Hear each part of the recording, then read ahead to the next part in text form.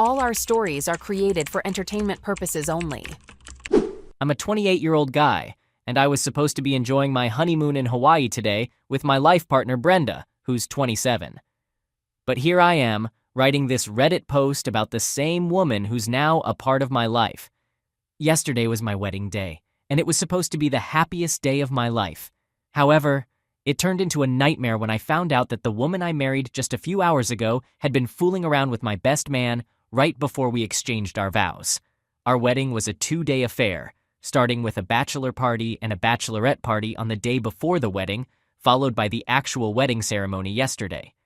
The plan was for us not to see each other during these 2 days, and I'd only lay eyes on her at the altar. That's how it was supposed to go down. We had our pre-wedding celebrations separately, even though they were held at the same venue. The groomsmen and bridesmaids had the freedom to crash each other's parties, but the bride and groom were off limits to each other. It was a blast. We partied separately and got pretty wasted, eventually passing out around midnight. The next morning, I woke up, got myself ready, and we headed out to welcome our parents. We even went to pick up our grandparents from the airport, and the wedding proceeded according to plan. The ceremony was followed by a lovely lunch, with friends and family toasting to our happiness. Everything seemed perfect up to that point. However, in the middle of all this, I had to use the restroom and overheard the janitors gossiping about witnessing the bride getting intimate with the best man. I stayed hidden and listened to their whole conversation, and that's when things took a crazy turn. One of them claimed to have witnessed the bride, dressed in her wedding gown, passionately kissing the best man in the restroom. I stayed hidden and eavesdropped on their entire conversation. The janitors were convinced they had seen the bride, in her bridal attire, getting cozy with the best man. The other janitor mentioned he had seen the best man entering the bride's room early in the morning, assuming he was the groom, but later realized his mistake. I couldn't resist staying hidden and listening further. When I finally emerged from my hiding spot, all 3 of them were taken aback by my presence. They left the place awkwardly, and I decided to investigate. I checked inside the restroom but found no camera. However, there was a camera installed in the lobby outside. I hurried to the room where my wife had stayed the previous night, and there was also a camera outside her room. I contacted my wedding manager and asked him to retrieve the footage from the lobby camera and the one outside the bride's room. Initially, he hesitated, but my desperation convinced him to help. He tried to calm me down and promised to get the recordings. Reluctantly, I returned to the lunch table, not wanting to create a scene in front of the guests. I couldn't help but notice the body language between my best man and my wife. They were acting completely normal, as if nothing had ever happened between them.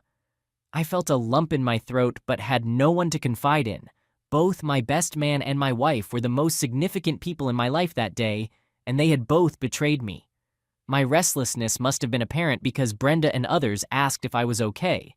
I looked pale and was trembling with anxiety. People were dancing and tried to encourage me to join, but I declined, citing fatigue. When my best man asked Brenda for a dance, it would have been a joyful sight if this had happened before my restroom break. However, now it disgusted me to see them together, knowing what they had done to me. As I watched them dancing, I couldn't help but imagine what they might have done the previous night. I know it sounds pathetic, but I couldn't help but imagine the details of how they had betrayed me. After a while, I received a text from the wedding manager informing me that he had obtained the recordings.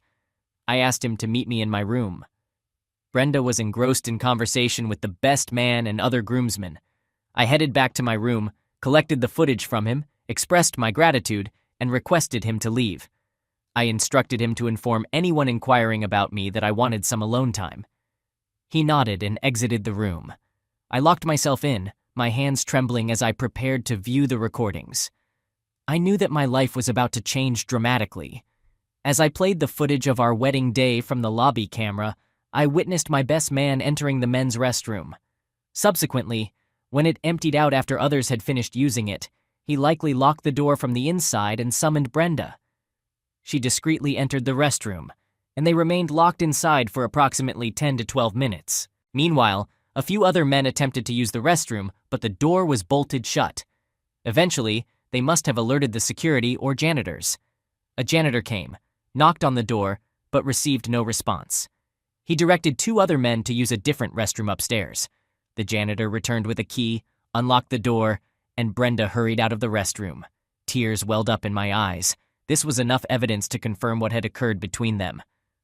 However, my curiosity got the best of me, and I felt compelled to review the footage from the previous night. What I saw was a premeditated and deliberate act of betrayal. They were getting intimate in the lobby while heading toward her room, his hands all over her. I could only imagine what transpired once they entered that room. I cried like a baby, realizing that my wedding day had been ruined by the most important people in my life. I stood in the room, crying and cursing my fate.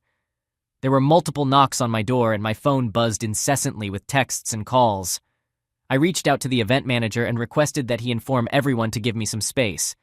He complied, and the knocking ceased, but Brenda continued to text me to check on my well-being. I eventually turned off my phone, yet my restlessness persisted. I stormed out of the room and found that nearly all the guests had departed. Only a small group of family members, including both sets of parents, siblings, and a few close friends, remained. The best man had also vanished from the scene. Brenda was in tears. Her maid of honor, her parents, and others were consoling her. As soon as they saw me, everyone rushed over. My mom gave me a hug and asked what had gone wrong, but Brenda kept her distance. Maybe she and the best man had some idea of what had transpired. I looked at her and admitted, "I'm canceling the marriage right now." She burst into tears, and the rest bombarded me with questions. I switched on my phone and showed her father the footage of Brenda getting intimate in the lobby. The shock on his face said it all, and everyone grasped the situation. I decided to leave the venue. The event manager contacted me for the final settlement, but I told him to take care of it with the bride, making a scene at the venue. I haven't spoken to anyone since I left that place, driving over 200 miles to a remote countryside where I've been staying since yesterday afternoon. I left the venue in my wedding attire, but along the way, I changed into my gym clothes from the trunk of my car. It's been a pathetic situation. I've isolated myself and haven't uttered a word to anyone. The last meal I had was the wedding lunch. I want to visit the pastor for the annulment process, but I can't seem to find the motivation. Our flight to Hawaii was scheduled for this morning, and amidst all this chaos, I forgot to cancel it. I actually woke up today to the final calls from the airlines to board the flight, so that money went to waste. I did manage to cancel the hotel bookings, but I couldn't get refunds because it was past the check-in time. I only got some money back for the return flight from Hawaii and a few water sports bookings. In reality, I've lost everything, but honestly, the emotional toll is far worse. I'm not sure how I'll cope with this trauma. My head is pounding with pain, and this loneliness is eating away at me. Update. To be honest, I was in a really rough spot. Well, I still am, but things have improved a bit since the last time I posted. I spent over a week in a dismal state, holed up at a shabby motel near the highway where truck drivers and road trippers crash for the night. I didn't care much about the place. All I wanted was to escape from my familiar world. About 2 days later, I forced myself to go downstairs to the supermarket and get some basic supplies. It had been 2 days since I'd eaten anything, and I realized I was practically wasting away. After grabbing some essentials, I finally had a meal. I took a shower and decided to visit the pastor who had officiated our wedding. He was as stunned as anyone when he heard what had happened to me. I told him I was leaving the wedding venue, making up some excuse about attending another wedding. I had no idea about the annulment process, so I asked the pastor about it. He explained that annulments are typically granted in cases of fraud, forced marriages, misinterpretation of vows, or if the vows were taken under the influence, like when you're drunk or stoned. I wondered if we could consider my case as fraud since she cheated on me right before we exchanged our vows. Unfortunately, he told me that in addition to the religious ceremony, we had also legally registered our marriage with the magistrate's office. So, annulment wasn't an option, and I had to go through the divorce process. I dreaded the thought of facing her during the divorce, but I had no other choice. I reached out to my parents, and they were understandably stressed out about the situation. They offered to support me in any way they could. I asked for a lawyer, and luckily, my dad, who's a businessman, had connections with attorneys. He provided me with the contact information of a divorce lawyer who was well-versed in handling such cases. My dad had already discussed my situation with the lawyer, so he was prepared to assist me. The lawyer assured me that in my case, The divorce process should be relatively quick since our marriage had not been legally consummated. I met with the lawyer, and he assured me that the divorce process would go smoothly. He wasted no time and started working on the paperwork. He mentioned that the divorce papers would be ready in a week, and he'd make sure I wouldn't have to pay a dime in alimony. Instead, she would have to cover half of the wedding expenses. My dad had informed him that I had financed the entire wedding, which is why he included this term to recover the wedding costs. I also learned that my dad had settled the payment with the wedding planner. After I left the wedding venue, Brenda's parents promptly left as well, publicly disowning her. Her maid of honor accompanied her, and they departed together. Eventually, only my parents and grandparents remained, gathering my belongings from the wedding and settling things with the planner. My mom handed over the keys to my house. Brenda has moved in with my parents.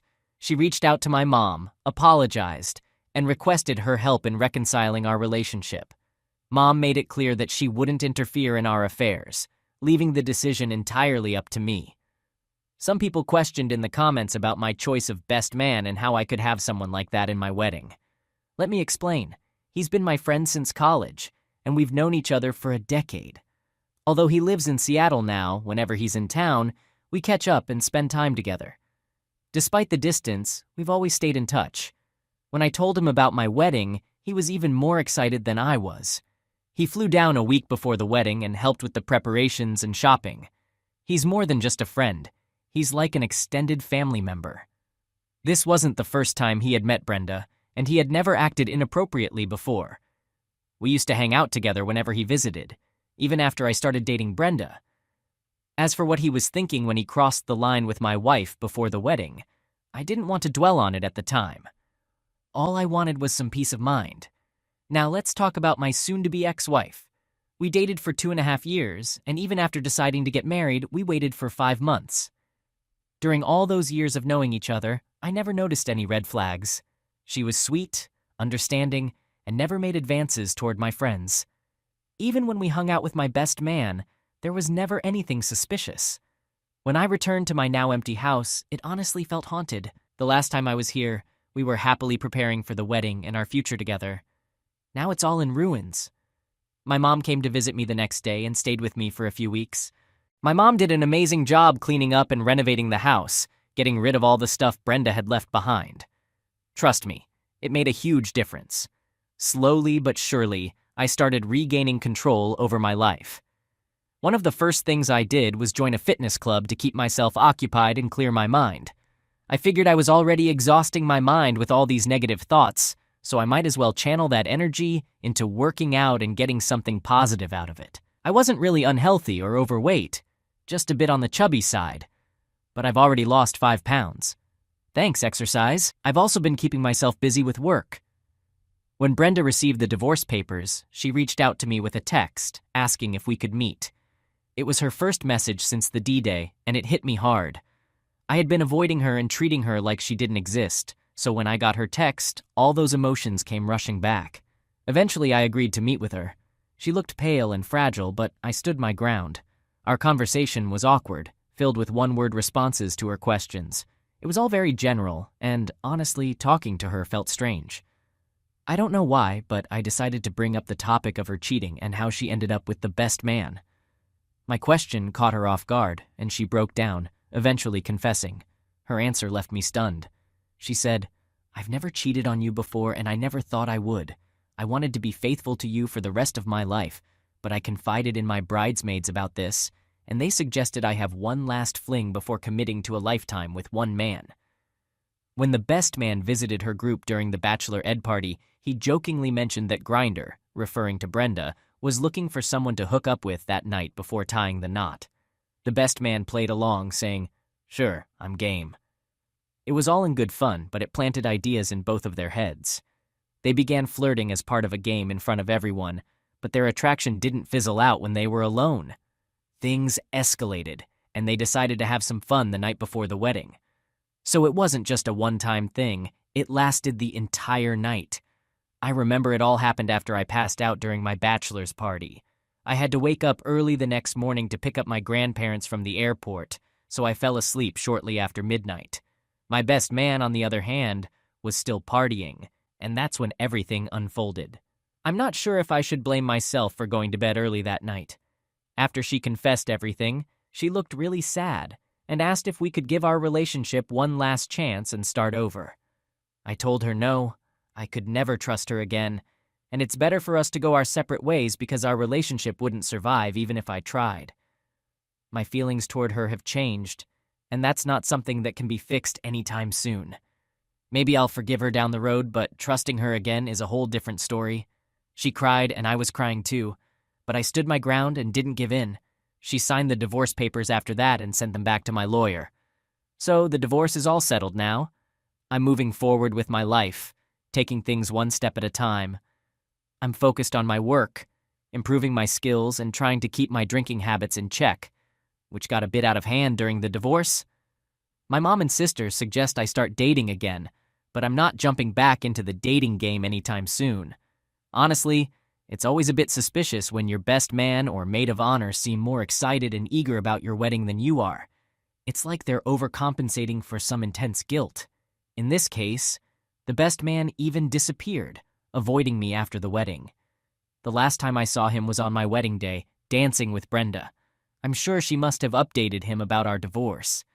There was a lingering fear that they might get together after our divorce, but eventually I moved past that feeling of insecurity. Update: Brenda and I never crossed paths again. After moving out of my house, she stayed with her best friend until the divorce was finalized. I don't have any updates about her after that. I blocked her on all social media platforms. As for the best man, he completely ghosted me after the wedding day. The last time I saw him was at my wedding, dancing with Brenda. I'm pretty sure she informed him about our divorce. There was a worry that they might continue seeing each other after our divorce, but I've moved on from that insecurity. A few days ago, I ran into one of my college friends, who was also friends with the best man. He had attended my wedding as a groomsman. I hadn't kept in touch with anyone after the wedding, not even on social media. He told me that the best man was cheated on and dumped by his fiancée.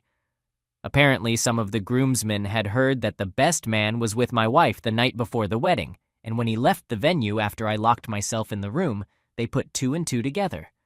Eventually, news of my divorce got out, and they connected the dots. He mentioned that he lost touch with the best man for quite some time after that incident. However, coincidentally, he received a job offer from the same company where the best man worked, and they started crossing paths at the office occasionally. The best man was dating a coworker and even got engaged a month ago, but their engagement ended abruptly the day after it happened. Their wedding was scheduled for this month, and our friend had also been invited. However, the wedding got canceled, and that's when he found out about it. During an office party, the best man got drunk and confided in our friend, revealing that his fiancée had cheated on him, leading to the cancellation of the wedding. Our friend tried to console me by saying that the best man had experienced some karma for what he had done to me. I replied that I had moved past feelings of revenge and betrayal. When I was the one being cheated on, I had desperately wanted to ruin the best man's life, but now I simply don't care about either him or Brenda. They are like ghosts to me and hold no significance in my life. As an update for the Reddit community, I'm currently dating a wonderful woman from my office. She's a strong single mom with an adorable daughter, and I can't stop admiring their cuteness and their personalities. It's too early to determine if marriage is on the horizon, but her presence brightens my life. Last month, I introduced her to my parents during a dinner, and they absolutely adore her daughter. It was a heartwarming sight, and while we'd like to move forward with this relationship, we're both cautious and prefer not to rush into things. Perhaps we'll take a couple more years before considering marriage if it even happens. We might start living together soon, though. Story 2.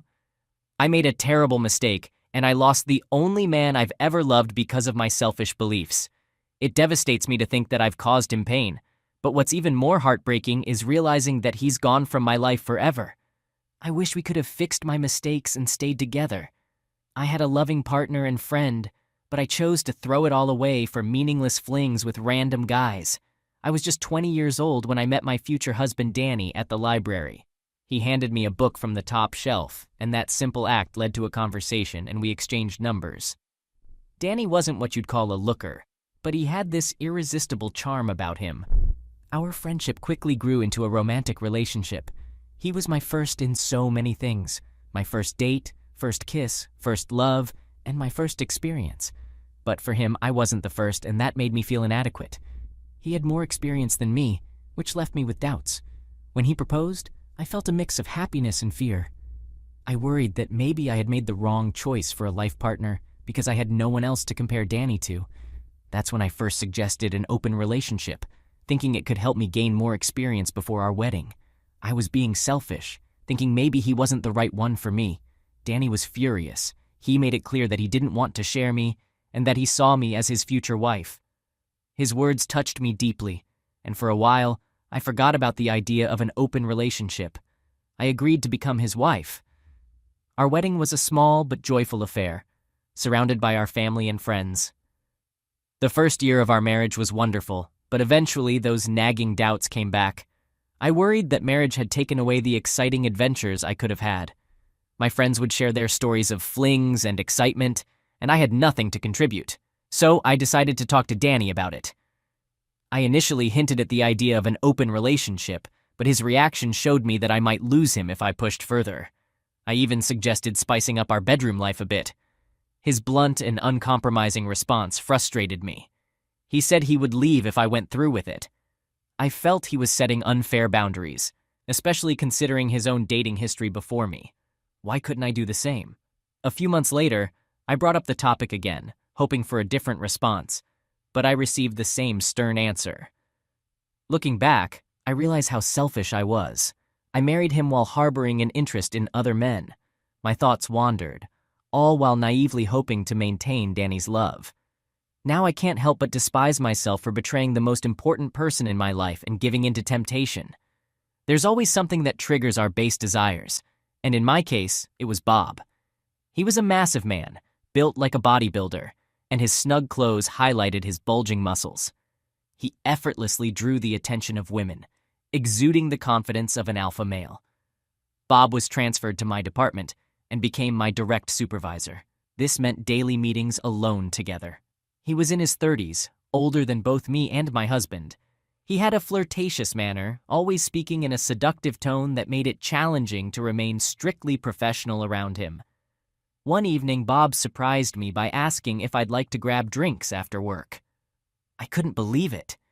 Was he genuinely interested, or was it just polite conversation? My mind raced, but I couldn't turn him down. We headed to a nearby bar where I ended up drinking too much. Our conversation shifted from formal to intimate, and I found myself confessing my desire for more than just being a faithful wife to one man. I spilled everything, from the idea of an open marriage that allowed freedom without guilt to my attraction toward him.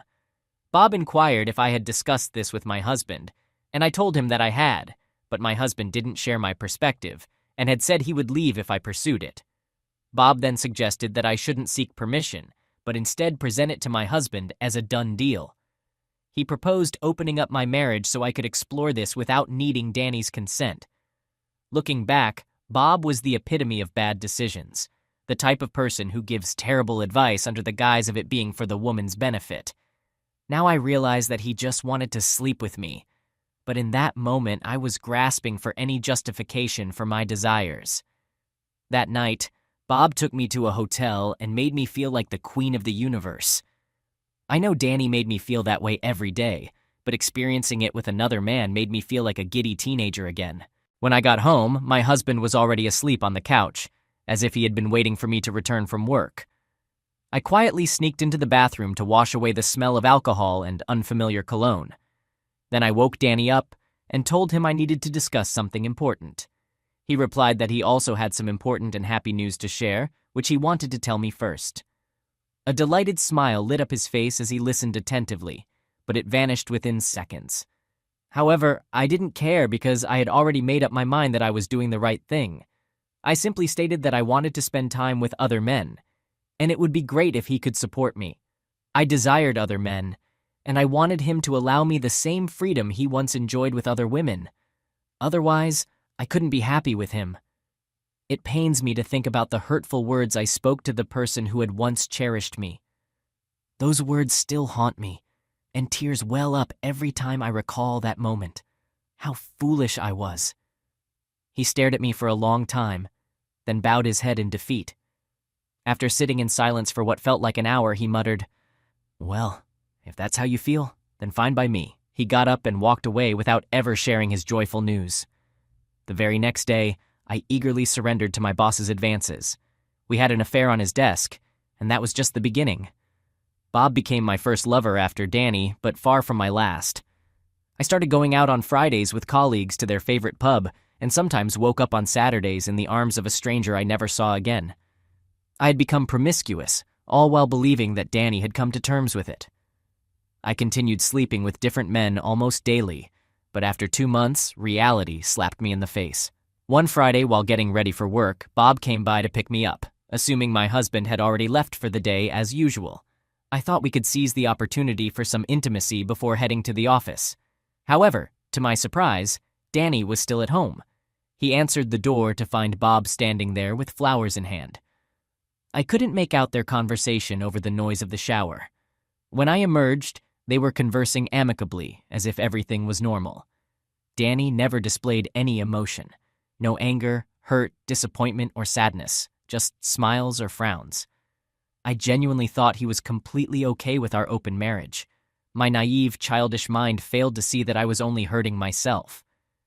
During the drive to work, Bob teased me about how well my husband seemed to have accepted the concept of an open relationship. It happened on a Friday. Bob and I booked a room with an incredible view of the city skyline. That night, we shared passionate intimacy. I returned home the next day on Saturday. As soon as I stepped inside, I sensed that something was amiss. An unusual silence hung in the air. My husband and I never worked on weekends, and he would usually have his favorite music blasting through the speakers. I peeked into our home gym, but he wasn't on the treadmill like he usually was on Saturday mornings. Hoping to find some sense of normalcy, I made my way to the kitchen, expecting him to have made coffee as he always did. On the kitchen counter, I noticed my favorite mug. It brought a smile to my face, offering a glimpse of our shared life. I reached for the mug, hoping to take a sip, only to discover it was empty. Inside, I found an envelope with a letter.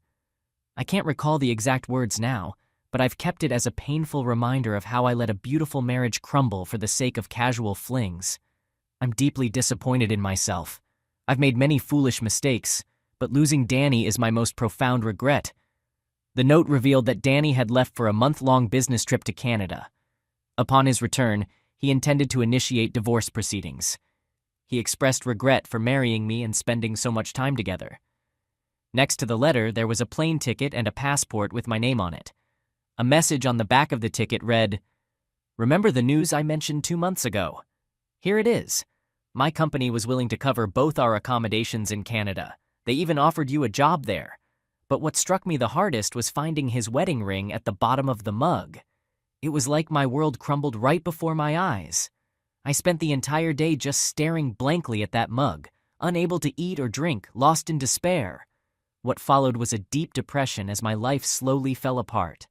The very next day, almost as if it was planned, Danny's best friend showed up to collect all his belongings.